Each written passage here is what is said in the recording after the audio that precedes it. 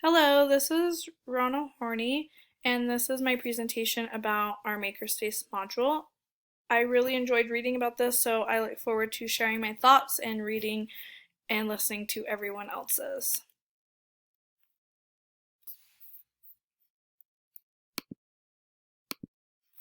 The first question is, how have your interests, motivations, social connections helped you develop knowledge, expertise, and the moxie to make and do the things you love? This has so many parts to it, but as far as my interests, motivations, and social connections, I think that goes with as far as my my friends and family, those who have supported me, and what intrigues me, and how has that helped me to gain information, expertise, and the moxie to make and do the things I love. So I think the things that I love would be teaching, and I also love dance, and there's a few other hobbies that I have um, had in my life for a while, and I think that all revolves around having a positive mentor in all those different areas. I have been so lucky to have positive mentors in my life for education and in the dance world, and I think that is what has helped me to become the person I am and to love the things that I love and to move forward no matter what my experiences have been positive or negatively.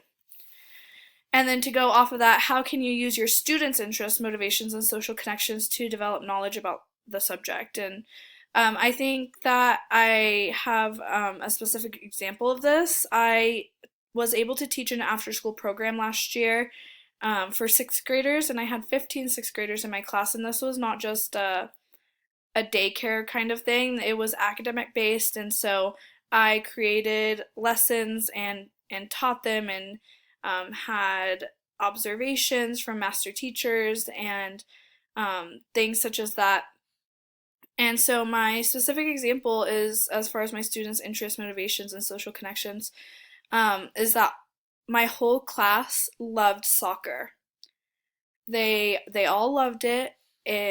Some of them played on club teams, so there was motivation for them there, and it was just an interest of theirs. They loved the game, they loved the players, and it was something that I mean, I love sports, but soccer was not one of the sports that I knew much of anything about. And I quickly learned that I was going to have to learn about soccer. And I took that and I was able to create routines around soccer. We read about soccer for language arts. We did math questions regarding soccer plays. We had we really had a soccer themed classroom where the students were able to move forward in their reading goals and their math fact goals um, regarding a soccer theme. And so I think I think it was very important for me to be aware of um, that that connection that they had with each other and to use it positively in our classroom. And the next question is, how can I use the makerspace concepts in my classroom to help teach content? What activities could students do? I think that I did or I did not know much about Makerspace before this module, and so it very much intrigued me. I ate it up. I wanted to read more. I wanted to see it used more. Um, and I really enjoyed this learning about this, and so but the way that I had understood it when going through the resources we were given is kind of as an extra tool, more of a center kind of thing, not really used to teach content. Not saying that it couldn't, but that's how I understood it. So this question made me think a little more, I suppose. And so, of course, it's possible.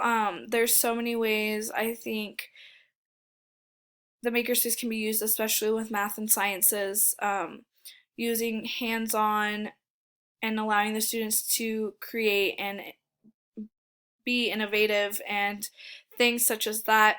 Um, Math questions regarding angles and building things and taking them apart. Architecture has a lot to do with math, and just things like that. And I think I would personally learn, as silly as it sounds, learn a lot from having a makerspace, and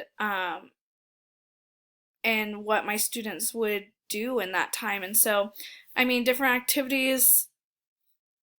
I think we've all been like possibly have done something along the lines of marshmallows and spaghetti straws, or straws and tape to who can build the tallest structure in 3 minutes, or et cetera, et cetera. And that's architecture right there. What angles did they use? Did they have triangle bases? Did they have square bases? Why was the tallest one the tallest, and why was the shortest one the shortest? And things such as that. How do we intentionally foster independence, risk-taking, and perseverance in all of our students' learning and behavior? I think that and fostering independence, risk-taking, and perseverance is so important. And I think that we do this by incorporating positivity into our students' everyday lives. They are sometimes extremely hard on themselves, and so to kind of guide them to think differently, looking at failures as learning experiences. And that's one thing I kind of try to instill. I've had a few long-term teaching jobs this year, now that I haven't been doing the after-school program, and so just supporting them as much as we can, and really positivity can make all the difference. And so just kind of taking whatever mindset they may have and just kind of helping them and guiding them to look at things maybe a little bit differently. Who will use it, and who's your targeted audience? Who else could or would benefit? I think that it would be so fabulous to have a makerspace available separate outside of anyone's classroom that the whole school has access to. We all know that budget cuts are out there, and that may not be very possible at all schools. If not, I would love to create a makerspace in my classroom and encourage other teachers to do so as well. My targeted audience would hopefully be the whole school, but if not, my entire classroom. No one should be excluded from being able to think critically and be creative and innovative. What skills do you want your learners to develop, and why? I think the two skills I would want my learners to develop are independence and problem solving. Within the past couple months, I've been teaching second grade in the same classroom, and I've noticed that their problem solving skills are not there. They're not developed. They don't. When I ask them how they could solve their problem when they are having one, whether it be they don't know where to find a new pencil, they've finished all their work, or they aren't getting along with someone, they don't really ever have an answer for me. They don't understand what that means completely. And I understand that they're young, but it's something that I think should be somewhat developed in one way or another. And so I think that those skills are life skills that they need in the real world. And, they may be only 7 or 8 years old, but I mean, before they know it, they're going to be coming across real life situations. Junior high is really not that far from them. They're going to have to learn to be more independent. Their parents aren't always going to be able to be there for them. And I think that those are the two skills I would really want them to take away.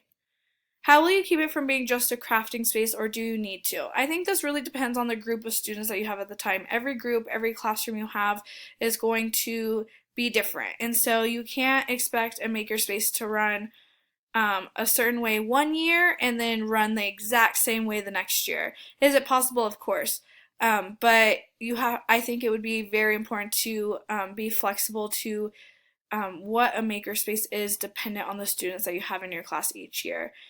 Would I necessarily want it to be a crafting space? No, we have we have crafting time, we have art lessons and things like that. I wouldn't necessarily want it to be a crafting space, but again, depending on these students in your class, it might just happen that way. And should you stop them from being creative by crafting? I don't think so, but it depends on what you're really go back to this question, what skills you want them to develop in the makerspace. And so having what your outlook wants to be, I think that's important. What will you do for the kids who are amazing at making? I think there are definitely students out there that will be and are amazing at making. There's no reason not to encourage them to continue to be amazing, to see how you can challenge them even more. I think that they shouldn't. They. I think all students should be challenged, and if they are finding this easy or it's coming easy to them, challenge them. Find something different. There's always a more advanced way to challenge the students. What will you do for the kids who think they're terrible?